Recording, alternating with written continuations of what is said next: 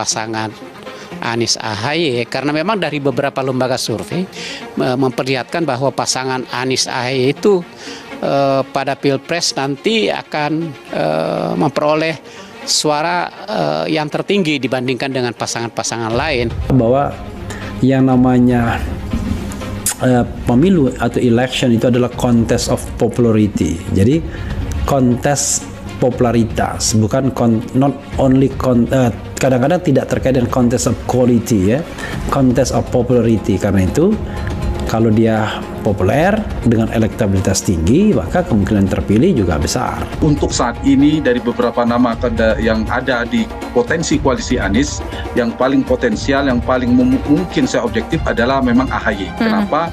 Karena pertama kita lihat dari beberapa nama yang muncul.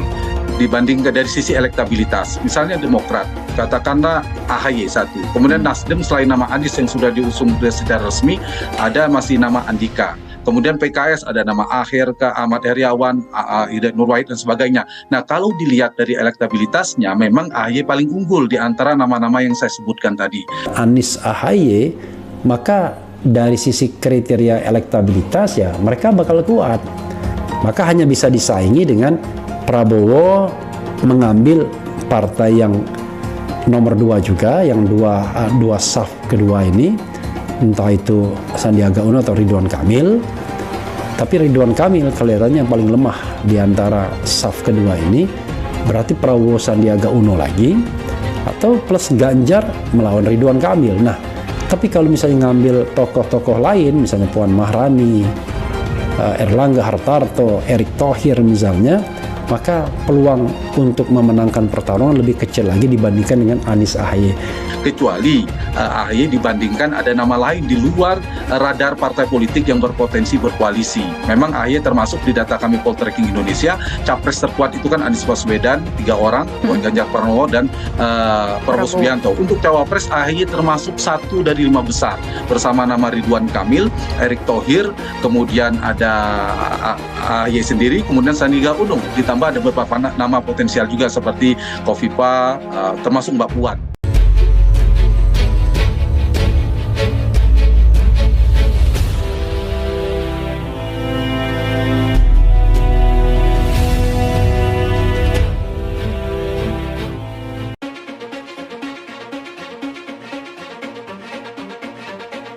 Duet Anies AHY, Faisal Assegaf bikin istana gamang.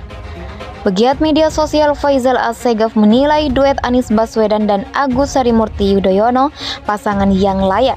Sosok mantan Gubernur DKI Jakarta dan Ketua Umum Partai Demokrat bikin istana gamang.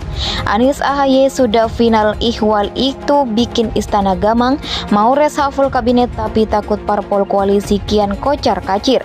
Cuitnya di lini masa Twitternya dikutip fajar.co.id Jumat 6 Januari 2023. Menurutnya kondisi itu kian seru jika PKS, Demokrat, Nasdem dan Partai Umat umumkan poros transisi 2024 bersamaan dengan deklarasi Anies dan AHY.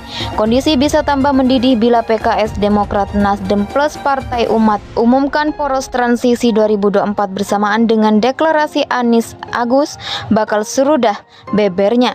Dia menjelaskan komentator politik nasional yang masih meragukan Anies berpasangan dengan AHY karena minimnya info. Kendati mereka memahami bahwa Susilo Bambang Yudhoyono dan Yusuf Kala sudah berlari jauh mengkonsolidasikan jejaring elit. Selain itu, beber Faisal Assegaf di akar rumput pun bergerak masif dan agresif. Beberapa komentator politik nasional minim info masih ragukan Anies berpasangan dengan AHY. Radar analisa dikacaukan oleh bau busuk dari gorong-gorong. Meski mereka paham bahwa SBY dan JK sudah berlari jauh mengkonsolidasikan jejaring elit, di akar rumput pun bergerak masif dan agresif jelasnya. Duet Anies AHY sangat layak perpaduan pemimpin muda yang energik dan bernyali.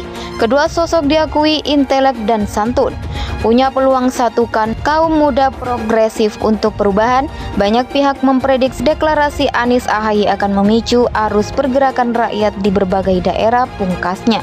Ketua DPD Demokrat Sulsel Nikmatullah mengakui belum adanya jadwal pasti terkait pengumuman ketua terpilih, namun ia memprediksikan akan diumumkan minggu pertama Januari 2023. Alasannya Ketua Umum Demokrat Agus Harimurti Yudhoyono masih berada di luar negeri karena Pak AHY lagi di Belanda.